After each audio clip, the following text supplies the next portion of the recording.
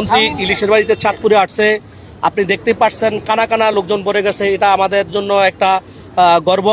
এমনি আমরা ফ্যাসিস্ট সরকারের এই জ্বালা যন্ত্রণা সহ্য করে কিন্তু আমরা ত্যাগ তিতিকার ভিতরে আসছি।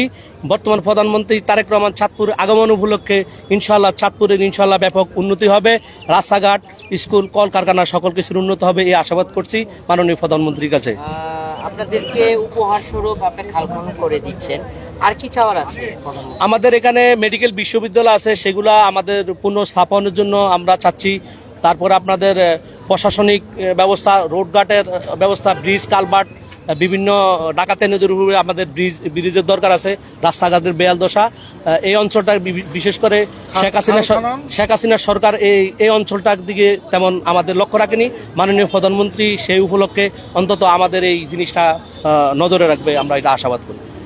আপনার দলের যারা ত্যাগী নেতা কর্মী আছে তাদের জন্য কোনো ভবিষ্যৎ চিন্তা ভাবনা আছে কিনা? অবশ্যই আমাদের যারা ত্যাগী, আমি মনে করি যে যারা দুর্দিনী দলের জন্য কাজ করছে মাননীয় প্রধানমন্ত্রী তাদের থেকে থাকবেন, যারা দলের বিরোধিতা করেছেন এবং দলের সাথে বিশ্বাসঘাতক করেছেন তাদের বিরুদ্ধে সাংগঠনিক ব্যবস্থা নেবেন। অসংখ্য ধন্যবাদ।